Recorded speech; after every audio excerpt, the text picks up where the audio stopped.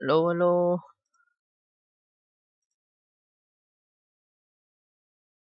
Chào anh em, hôm nay là mình sẽ chơi một con game mà vừa mới được tặng free bởi Epic Game là Alan Wake. Và game này thì tất nhiên là được Việt hóa rồi, nó cũng ra cách đây khá là lâu rồi. Thì con game này có cái gì hay? Mình cũng không biết, mình chỉ nghe đồn nó rất hay thôi. Mình sẽ chơi thử xem thế nào. Đấy, dễ thì được, chúng mình đi. Stephen King once wrote that nightmares exist outside of logic, and there's little fun to be had in explanations. They're antithetical to the poetry of fear. In a horror story, the victim keeps asking why, but there can be no explanation, and there shouldn't be one. The unanswered mystery is what stays with us the longest, and it's what we'll remember in the end. My name is Alan Wake. I'm a writer. Nhà văn.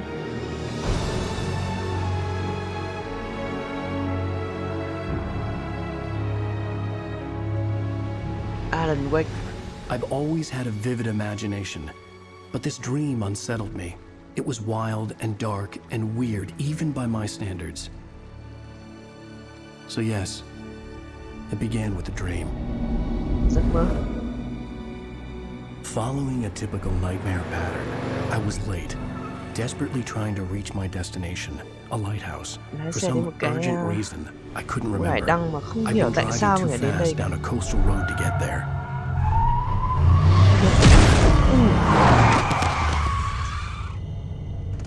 I'd seen the hitchhiker too late. Chết xứ rồi. He was dead. I was convinced they'd put me in jail and I would never see Alice again.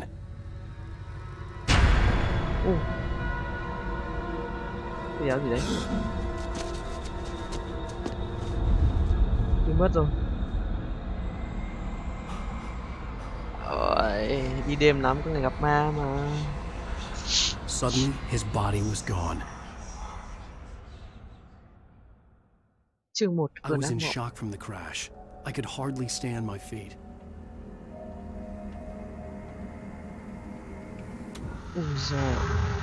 Cái đéo gì đấy? Hello, my name is Mikael Kasurinen and I'm the lead game designer of Alan Wake.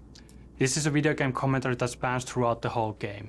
Commentators will appear like this on the screen every time there's something that we like to talk about. But be aware that this commentary is full of spoilers. If you haven't played the game yet and you want to experience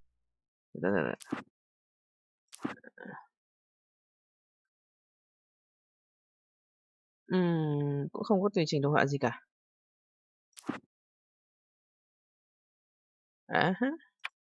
Đẩy lên đi. Để cho đẹp.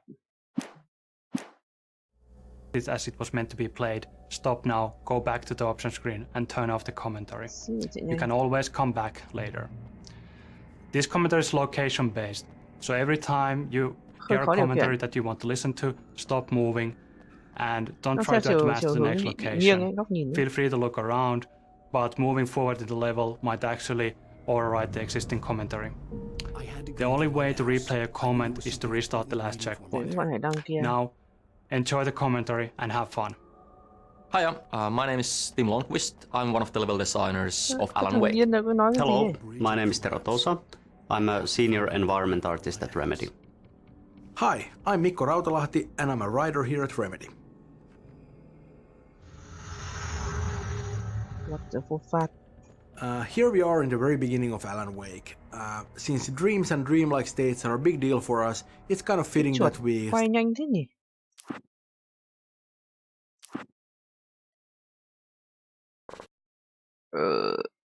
Controller. Phút không có chuột à? Chỗ nào nhỉ? Things off with a good old-fashioned nightmare. We also do a couple of other things here though. For example, we introduced Thomas Zane. We don't call him that yet, but that's what the big floating ball of light is.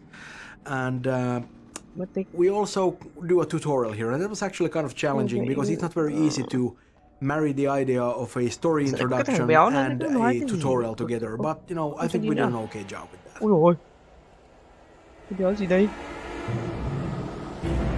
Ôi, You don't even recognize me, do you, Ryder? You think you're God? You think you can just make up stuff? ôi mẹ ơi, Play with people's lives nhảy and xuống. kill them when you think it adds to the drama? Nó bị điên rồi. Cái con mẹ nó đi, chạy đi. Thằng đấy nó bị điên đấy. Nhảy quá. You missed your deadline! Trời vô lạnh vãi. Làm gì bây giờ?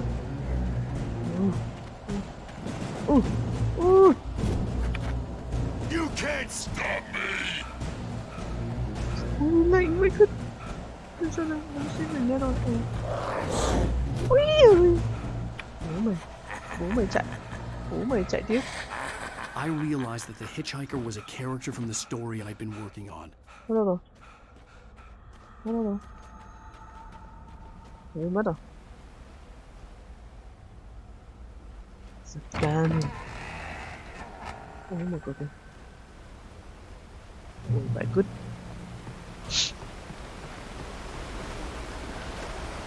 Ôi.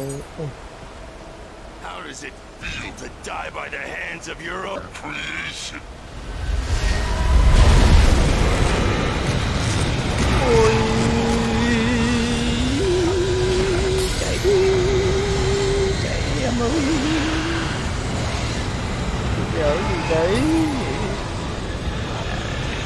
Hết bà đã lực rồi. Chạy nhanh lên em ơi. Chạy đi. Sao lại chậm thế nhỉ? Đường này chạy đi, chạy đi, chạy đi, chạy đi. Ôi, wow. Nhanh lên.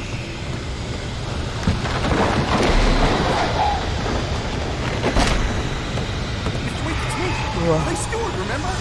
Quickly, get inside! There's no time to lose! Thằng béo gì? Chạy cho nào. Ôi. Oh no! Mở cửa. Chạy xuống. No! Damn it, die! No! No! No!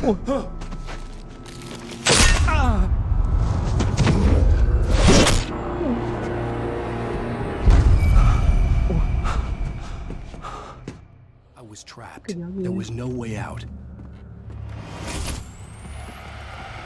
Sao bây giờ?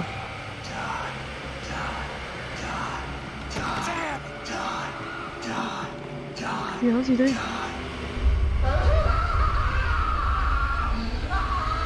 Ôi.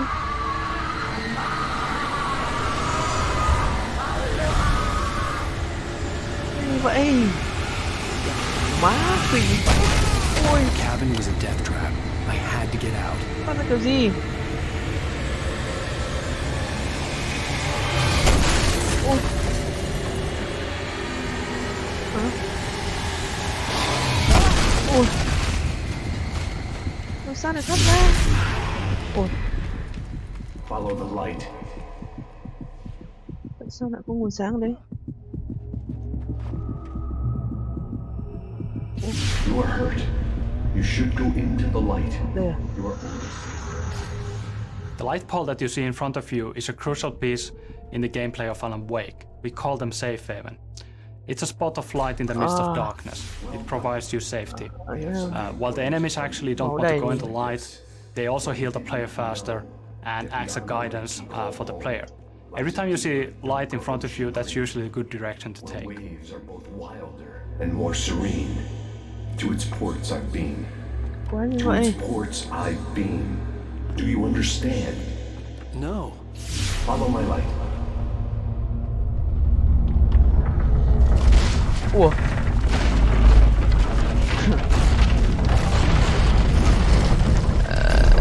I entered your dream to teach you. The darkness is dangerous. Chúa nhỉ? It's sleeping now. When it feels you coming, it will wake up. There's no time. I can only show you the most important thing. The hitchhiker In this scene, the diver takes control over Wake's dream to teach him how to fight the forces of darkness. The basic concept is simple.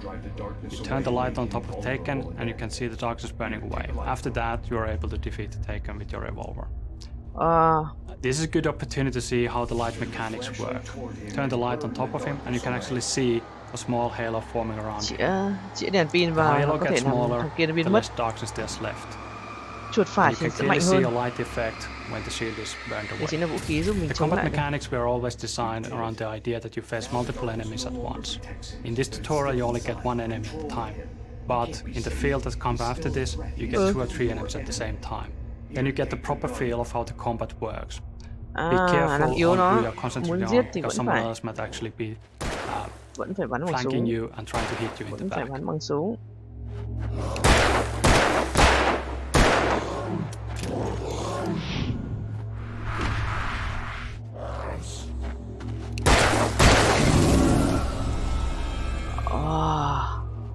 Good. You've done well. Remember what I've taught you. That is all. I will give you back your dream now. What? In the nightmare, a terrible darkness was taking over the world. The lighthouse was the last safe place on Earth. Và đến với ngọn hải đăng, nó là nguồn ánh sáng duy nhất ở đây.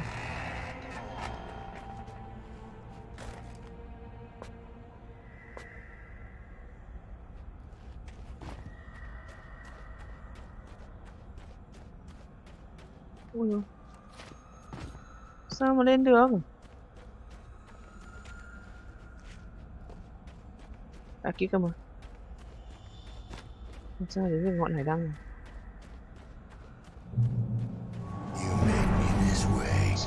Mày ra đây, mày ra đây.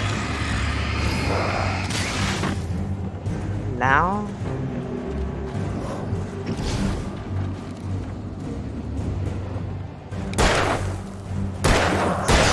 Dậy. Được thế nào? Tập này.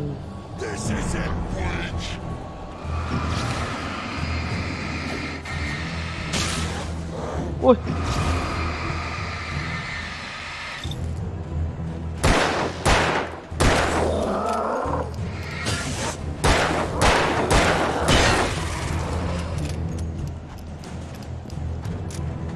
Làm sao?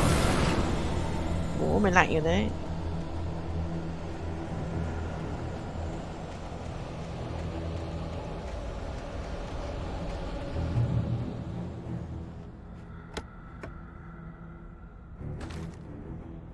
Thôi rồi.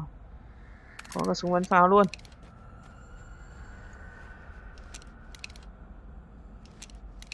Ok, ủa có 3 viên đạn thôi à? Okay. Rồi, súng lục mình có 31 viên.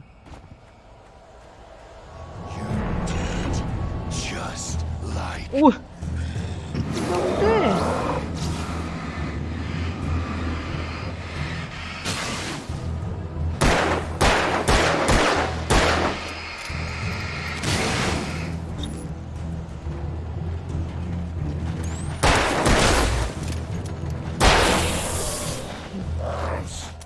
Ôi ôi.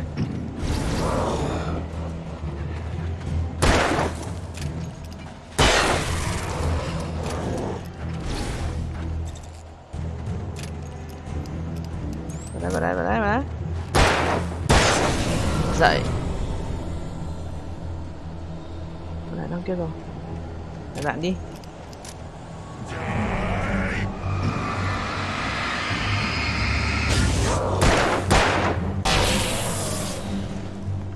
Chạy nhanh lên, lạnh gáy lắm rồi. Ui cái đéo gì? Ui. Ui mình con lốc mẹ đây rồi. Cái đéo gì đây? Ui ôi. Ui.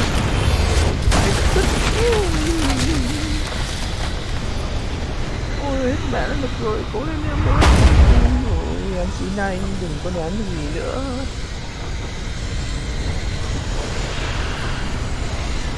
Đừng quay đầu lại, chạy đi. Ui đừng. Chạy nhanh lên.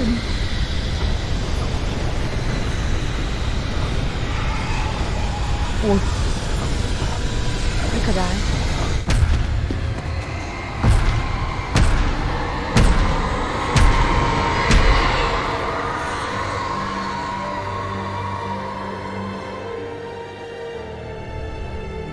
Này, tim đập mạnh rồi đấy.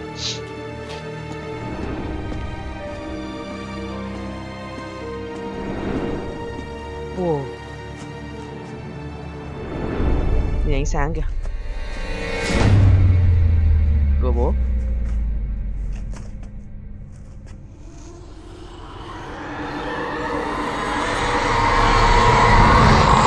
He's here. Ai rồi? Alan, wake up. Shh, baby. Just another nightmare. Everything's fine. You dozed off. Right. Anything more than dozed off would be news for everyone. Vợ xinh phết nhỉ? Cheer up, handsome. We're here.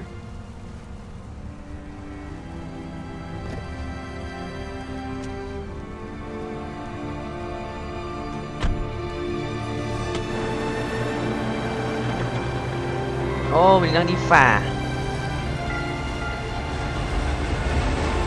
Vậy. Đồ họa nó hơi cũ. Cũ, hơi xấu. Mà nó rất là hợp. Game này cảm giác khá là lạnh gáy.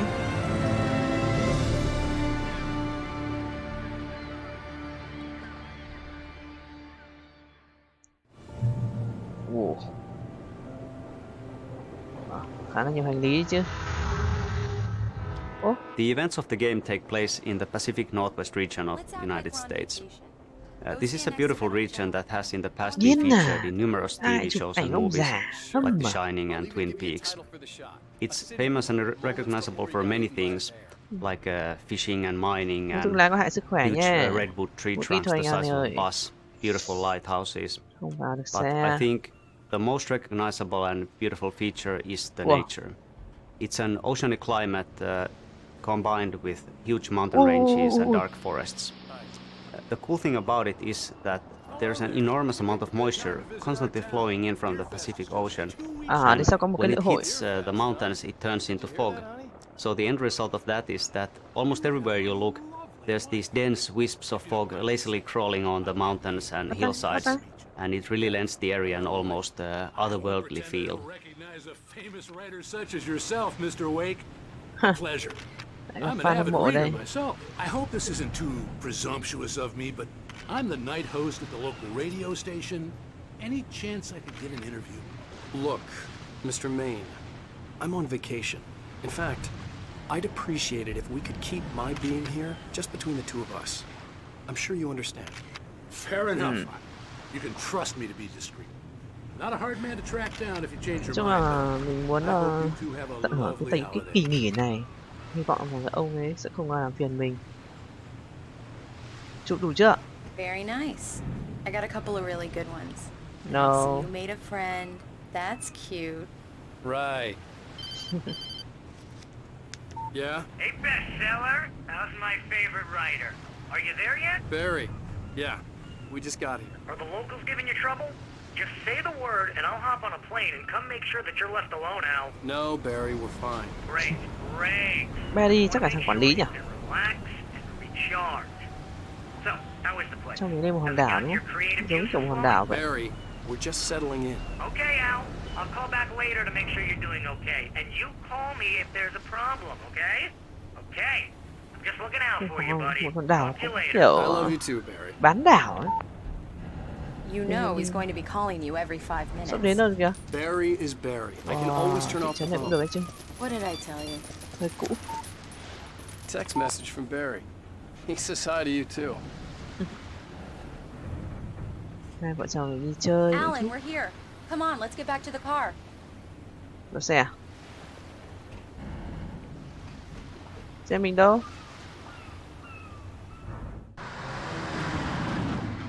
We need to stop at the local diner to get the cabin key from the landlord, a Mr. Carl Stuckey. He's waiting for us. Rồi, đi lấy chìa khóa. Mình có thuê một cái căn nhà. I'll fill her up while you get the key. I'll pick you up here in say 15 minutes. Sure. Vợ đi mua đồ. Mình lấy chìa khóa. Thank you for coming here with me. I love you too. Go on. I'll promise to behave.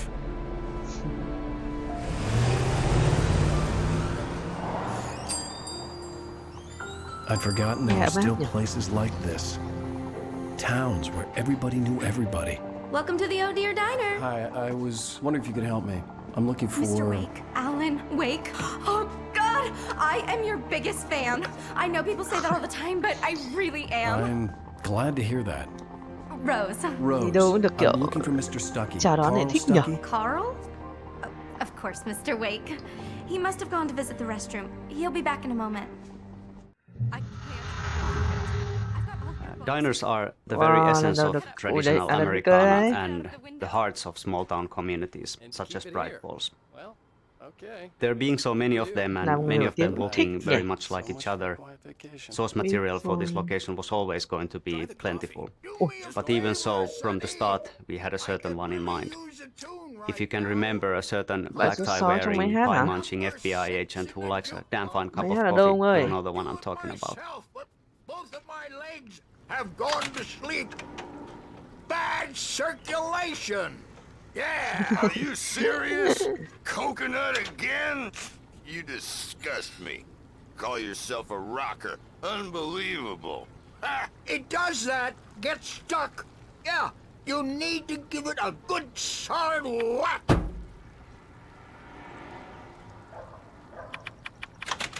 You put the lime in the coconut. Pick them both up. Now that's what I'm talking about. Yes. Này, không cảm ơn à?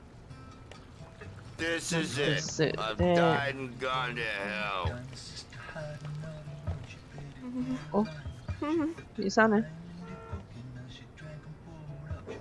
Ôi thôi, lại tối đen rồi. Phục vụ. Ô, cảnh sát đang phục vụ này. Nó không vào được. Mà chỗ khác lên tú. Từ từ đã. Làm tí cà phê đã. Cụ ơi, cụ đứng đây làm gì? Sao không đi vào đi? Go in there, young man. You can hurt yourself in the dark. I think I can handle it, ma'am. I didn't want to wait. I wanted to find Stuckey, to get the key and get out as soon as possible. The waitress was giving me a headache. Overeager fans always did. Mình có cái điểm không lành. Hết đường đi rồi. Sợ méo.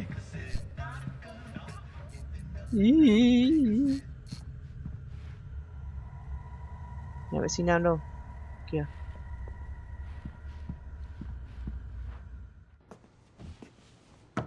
Hello? Mr. Stuckey? Carl couldn't make it. Unfortunately, he was taken ill. But I have the key for you and instructions on how to get to the lake. Okay. I wish you a good stay in my cabin. I'll come by later to check how you've settled in. And to meet your wife. I insist. Thanks. Yên à, sao lại có cái bà xuất hiện ở đây nhỉ? Cauldron Lake is a special place. Very inspiring. Vợ ông kìa, vợ ông chủ.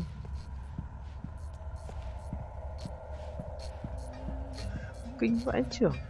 You got lucky this time, young man. You can hurt yourself in the dark. This really ought to be fixed, and then I must remind Sarah to change the lights at the station. It's been too long already. Nói linh tinh cái deck gì không biết. Even that sounds better than your singing. Are you all right? The Andersons, they're local musicians. We're waiting for Dr. Hartman to come pick them up. They wandered off from his clinic at the Cauldron Lake Lodge. Quay lại ngắm em này tí. Nói chung nó không mặc được. Vợ mình đến rồi. Hey. Bye, Mr. Wake.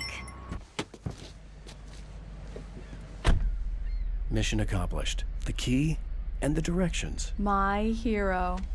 I got some flashlights, just in case. Hey, wait! Mrs. Wake! Your keys! Oh. That diner was a real nut house. Cái này chìa khóa gì vậy? Oh my god. Can you believe this place? This would make a wonderful setting for a book. We're supposed to be on vacation, Alice. I'll Viết cái figure gì it mà out when viết? we get back home. Okay? Okay, we can talk about this later. Bad man here on PBFF. I didn't want to talk about it. I wanted to bury my head in sand. Here's another one of my Đi vào favorites sâu to vào go trong with. núi Once upon a thế. time, I was a successful writer, but that was a long time ago.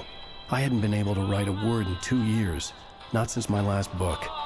2 năm rồi cơ. And now the weather. It's gonna be a clear night, so you folks in the big city might want to look up every once in a while, see those stars winking down at you.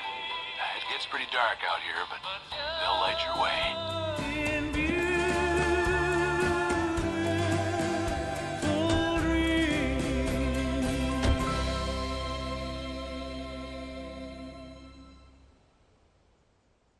Đến nơi rồi. Wow. Một ngôi nhà ở giữa hồ luôn. It's gorgeous, Alan. It's something, all right. Don't worry, honey. I'll get you inside safe and sound before it gets dark. And I've got the flashlight. Đùa. Ui.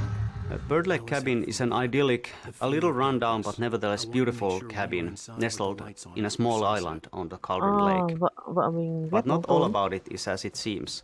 You see, in the 70s there was a big eruption and the whole island sank and it took down the cabin with it. Yên tâm. So Anh và it anh shouldn't thắp really sáng exist. cả cái ngôi nhà này lên luôn. Yet somehow it does. The original idea for the Bird Lake Cabin was that it was actually alive, that it would roam about in the forests at night, rising onto its legs that would at daytime look like bird leg-shaped roots sticking out from under it. In the end, the story evolved into having the name of Bird Lake Cabin simply derive from the peculiar shape of the island and also from the frontal facade of the building, where a chimney, which looks like a beak, and 2 round windows looked like its face, and 2 porches, one on either side, looked like its wings. Hello? Anyone here?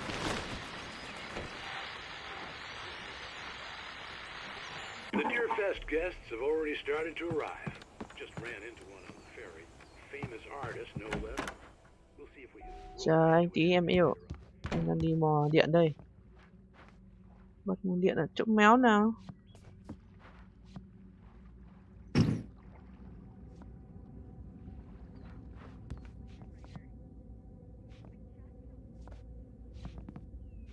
Không có cái nguồn điện đâu nhỉ? A shoebox filled with books by Thomas Zane sat on the shelf. I'd never heard of him before. Nguồn điện ở đâu? Sao cái nhà thiết kế lại ngu thế nhỉ? Ở đây. Đây cũng không phải. Trung tầng. Đây. Ôi. Nguồn lại trên tầng thế này.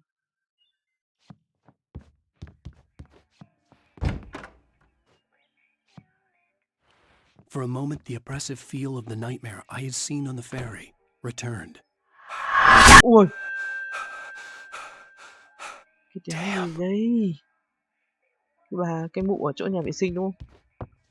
Điện ở I chỗ needed nào? to get the power running in the cabin. Cần phải There nối had to be điện a vào fuse cabin, chắc box hẳn or a cầu trì hay generator ở somewhere đâu on đây? the island.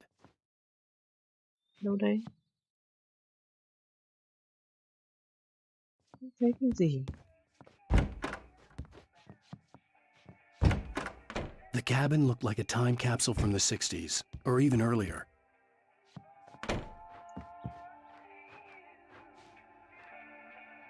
Đâu?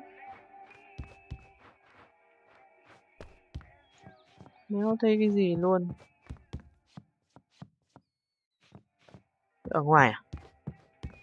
Chắc ở ngoài rồi. Trên đây không có.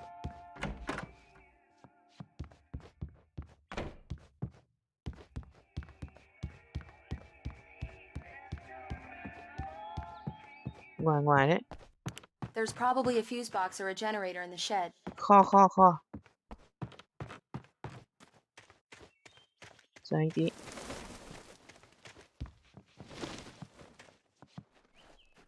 Cửa kho đâu?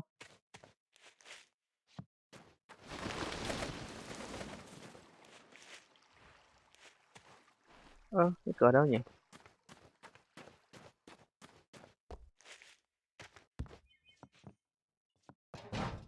Không mở được nhỉ? Hay. Cái con này mở cái gì? Ở đây thì... An old generator had been connected to the power cable.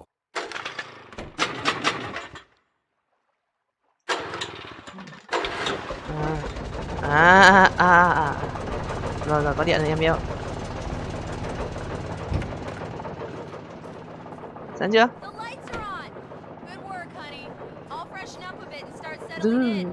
Okay, I'll look around a bit. Sure thing. Have fun. Tắm cùng đi. Ở kìa. It was a beautiful place. I told myself I could rest here, sleep here, and forget about my work.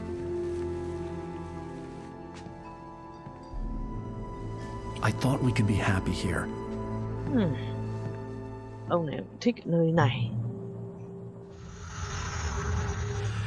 We spend a lot of time talking about Alice in the game, but we don't actually see all that much of her because she disappears. That's why it was very important for us to establish her as a major force in Wake's life in the very beginning of the game. Their relationship is very interesting because Alice is actually a lot smarter and stronger than Wake is.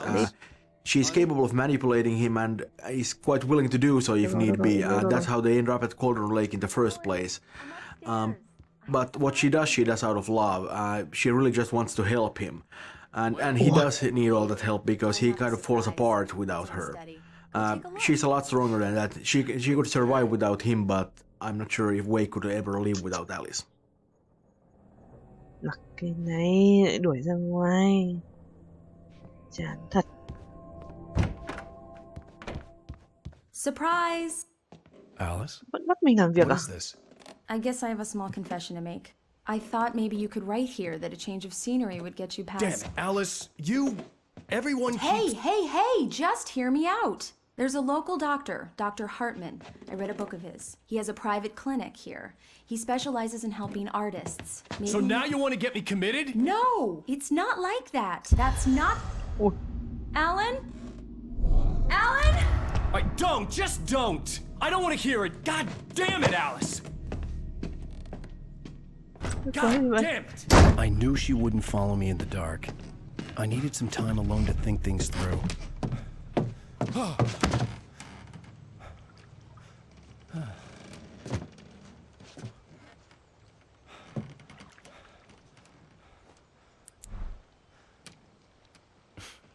Gió nó qua.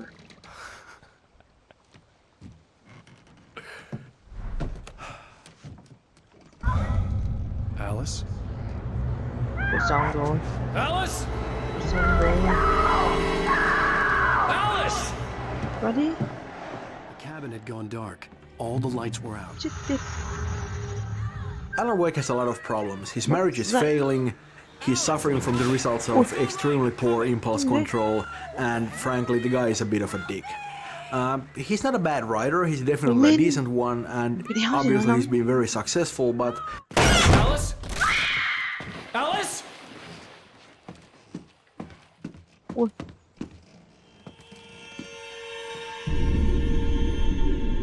Oh no!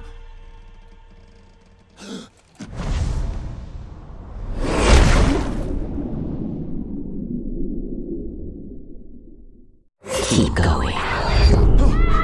Wake up. Alice?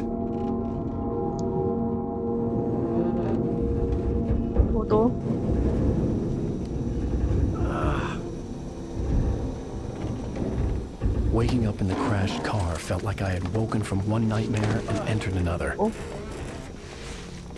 I couldn't remember how I got there.